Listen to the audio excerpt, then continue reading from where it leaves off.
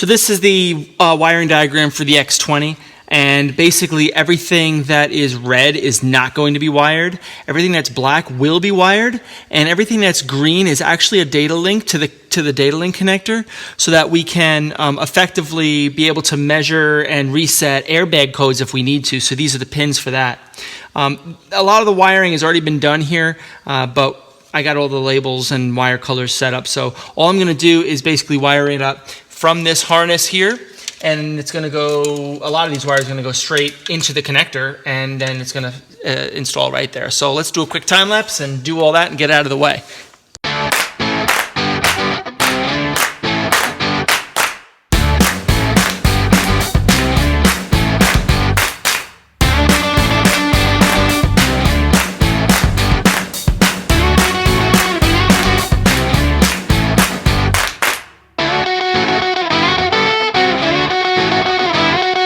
Is we want to get this harness installed. This is a harness by ANTunes. This is a CAN emulator specifically for N54 engines. This is the emulator itself, comes with an LED embedded into the firmware of the CAN emulator to tell you the oil level. It has the X6001 connector, it has the CAS connector, it has the alternator wire, so you can hook this up and get your alternator wire working on your cluster. This is your oil check light. You put this one to ground and it tells you if the light's blinking, it means you have good oil. It means if it's solid, it means you have bad, or you need to fill the oil. You have your positive and ground. That positive goes to switched power. And then these two long wires, one goes to your OBD2 port for diagnostics, and then finally, this guy here goes to your pedal. So essentially, this is a plug-and-play solution. It was described to me by the company who provided this to me, more information in the link below, that this, all you need to do is plug it in, and it essentially is supposed to trick the DME of the engine that everything else is already there. It requires things like torque requests from the DSC, it requires communication to the cluster, and other things as well. So this is essentially a plug-and-play harness. But the thing about this harness is it requires that you have CAS. That is the one downside about this harness that I'm not fully 100% on board with. While we wait for Castle to do the DME flashing and hone in on that to make the DME a 100% plug-and-play module, we still have to work with a potential wiring harness adapter for this swap, which means you need to have the CAS module, you need to have the key with the holder, and you need to have the start button. All right, so this is no surprise, nothing new. Just got to get a baseline start to make sure that the engine runs and starts and idles and operates perfectly before we make any modifications. It's always good practice to do that. So what I need to do is I need to turn the key on, then I need to press the start button, which is outside the car, and then I need to come back and start the car.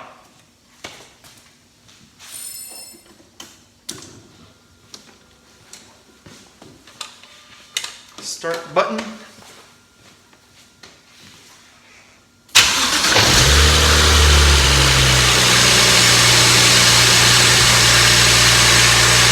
Now that we got the baseline start, let's just hook up the harness, plug and play, power ground, and all the other connections, and let's just see if it starts.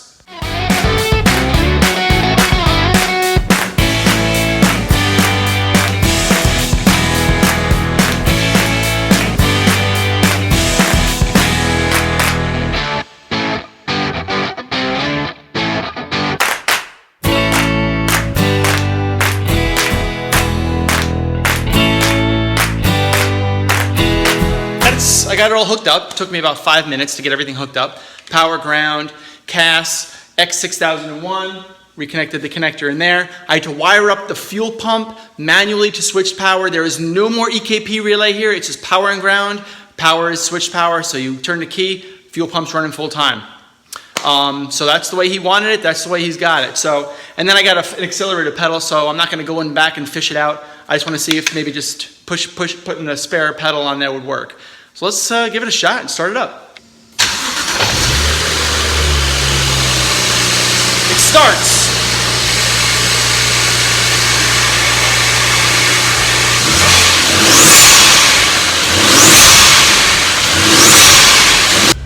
All right, so we're going for a drive, a quick drive up and down the street with the new harness installed, just to see how this thing performs. It sounded good when I had it idling, and then I raced it with the pedal. But I want to see how this thing actually works. Cast is still enabled.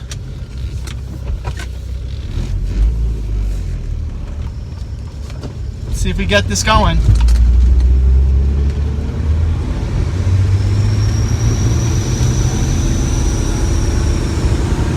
Nothing. Still nothing.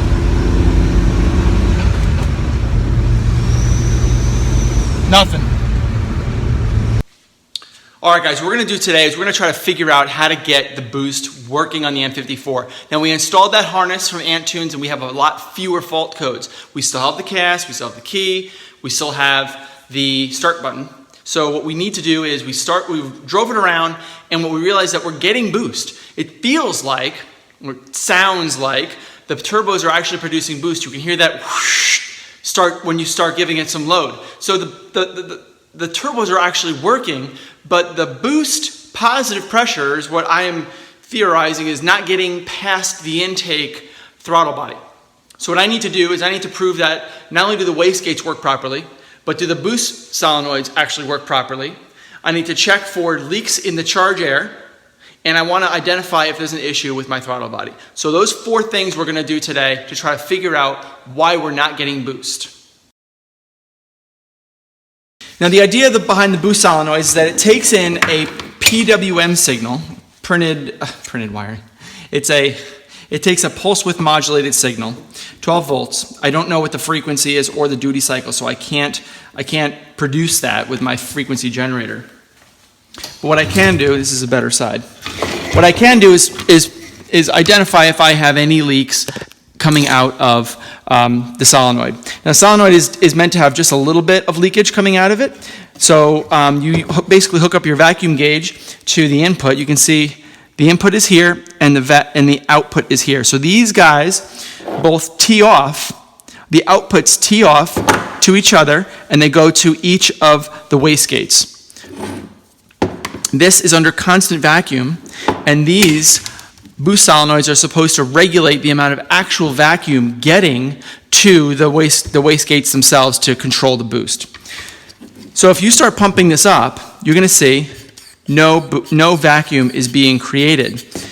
And that's because the solenoid is open right now, and if you plug this up, plug it up, then you'll see that boost is created, and it slowly drains down. And the reason that it drains down, as I had heard from a previous video, and I'll send a link up above, this is due to the PWM, the pulse width modulated signal that this solenoid requires in order to work properly and actually get the exact amount of vacuum to those wastegates as possible.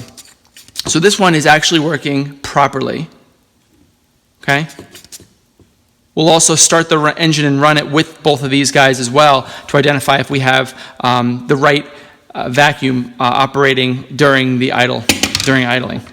Let's put this guy on. Let's plug this one up too. And this one slowly draws and bleeds off as well. So you can see you can't really get much higher than like 22 or 23, but slowly bleeds off. All right, so now let's test the wastegate arms, right? The wastegate vacuums. You can see it right down there.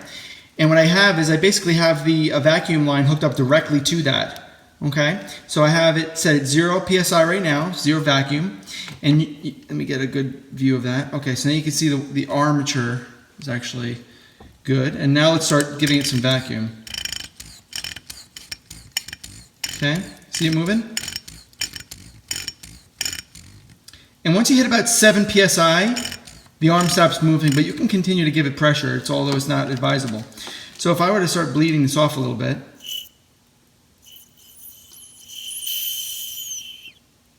you can see.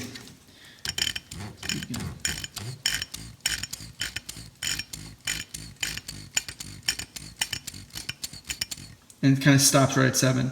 And the thing is, I'm holding it here. You want to hold it and make sure that it actually holds vacuum without any bleeding off. It's holding right now at like 9 psi, but that's actually pretty good. It's this is exactly the way it should be, is that it should just hold vacuum until you let it go. So this guy is working properly. And I also tested the front one, which is a little bit harder to get to because the armature arm is on the opposite side, closer to the block. So this one I wanted to show you for example only, but this one works and the other one works. So we know that the wastegates also work. All right, so now I want to smoke test the charge air. Actually, drilled a little hole in that just so I can test this stuff, but I'm going to end up plugging that up anyway. All right, so now I got the air going in, okay, and I don't see any signs of leakage coming from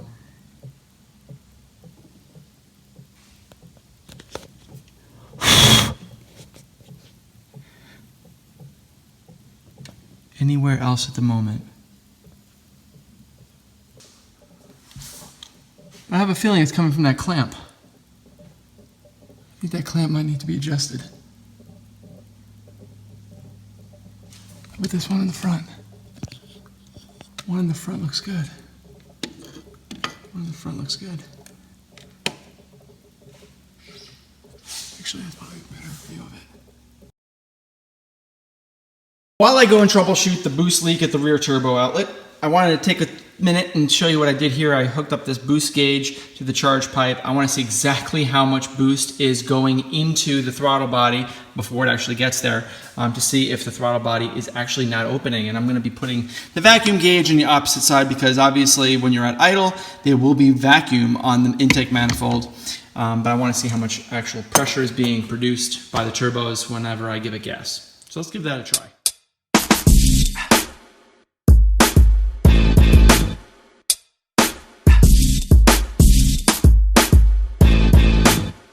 All right, so I got everything hooked back up. I got my two gauges here. Vacuum on the intake manifold and boost on the charge pipe. Solenoids are all hooked back up. Let's get this thing started.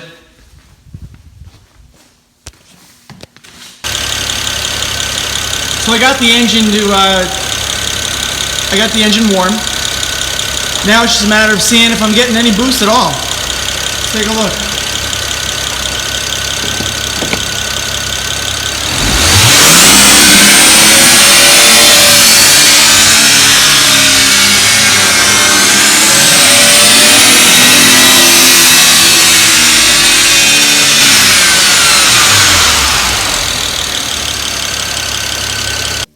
So what I want to do is I want to start the engine and rev it just to prove that the engine is not in a limp mode status up until until it is in a limp mode status.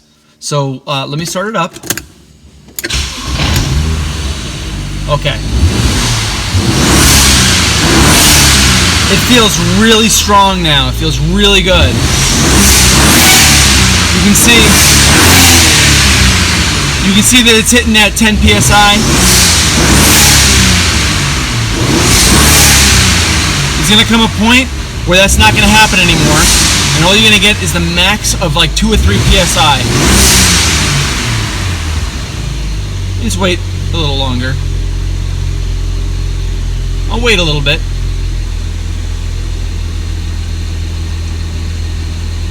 Because there will come a point where I can rev it as much as I want and it still just won't rev past 5-6 psi boost. That's good. It's still working. Still working. It's been almost a minute. See, you can kind of hear the blow-off valves kicking off, so that's good. That means that the engine is working properly. There it is. Not working properly anymore. So now I can't, it's like the engine went into a fail-safe mode. And that's the problem that I'm having, is after about a minute, it goes into a fail-safe mode where it goes into reduced power. That's where I need the help, guys.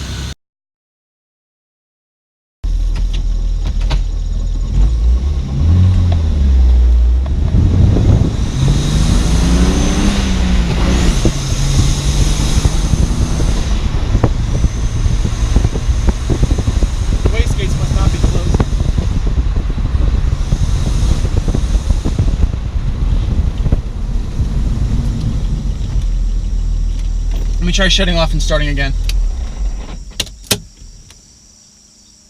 It was working. It was working. It's something mechanical. Let's try it again. There we go. There we go.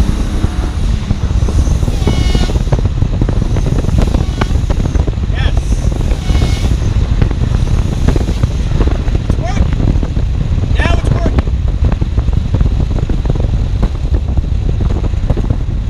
It needs some tune, that's for damn sure. It needs something.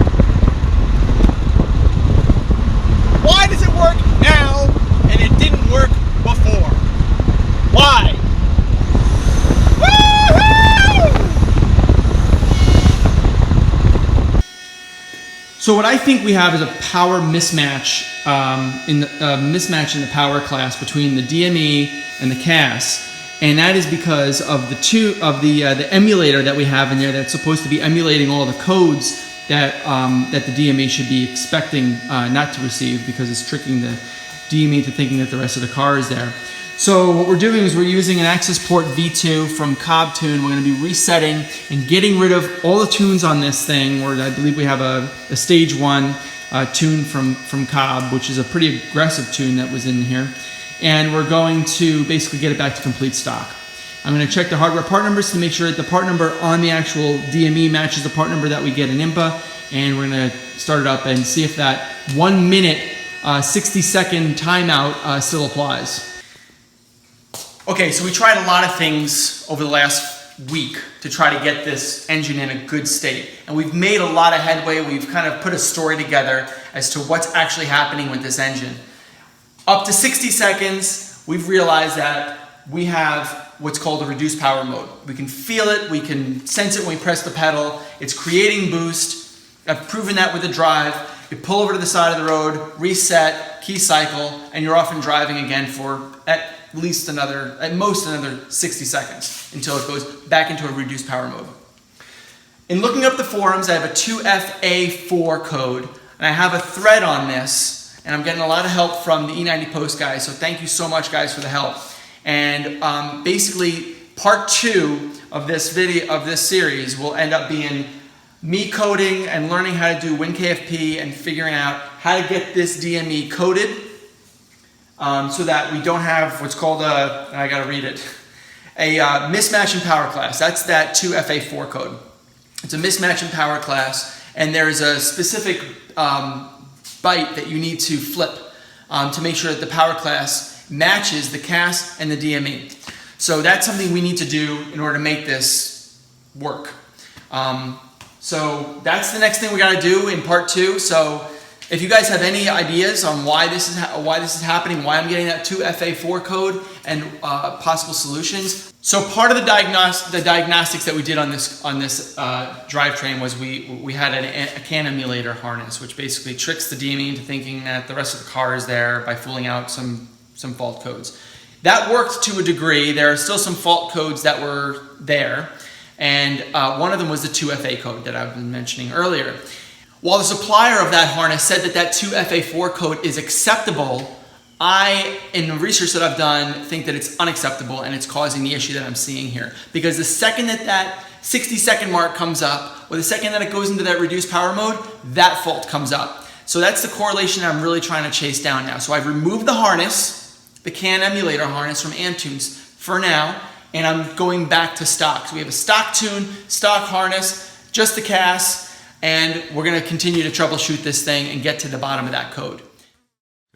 All right, so having said that, part 2 of 2 of getting this thing up and running, we'll have the engine running and we'll have it in full power mode, and then we're gonna be really close to getting this thing buttoned up. So guys, stay tuned, thanks for watching. Like, comment, subscribe, tell your friends about what I'm doing. I'm just about at 1,000 subscribers, which is an awesome milestone. Thank you so much guys for all your support. Again, good, bad comments, I'll take them all. Thank you guys, take it easy.